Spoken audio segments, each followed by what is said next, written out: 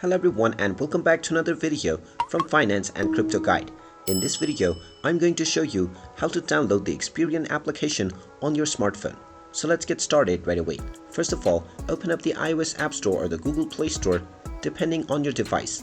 Now once you open it up, simply tap on the search box and then type in Experian and start your search. Once you find the application, go ahead and tap on it and then you will see the install button if you haven't already installed it. Just tap on the install button and this will begin the download and installation of the Experian application on your smartphone. Just wait for a while until the installation is completed, and then when it is done you will see the open button. Just tap on it and this will open up the Experian application on your smartphone right away.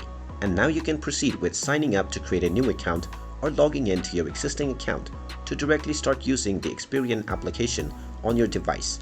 And there you have it. That is how easy it is to download and install the Experian application on your smartphone. If you find this video helpful, make sure you hit that like button and subscribe to our channel if you haven't done so already.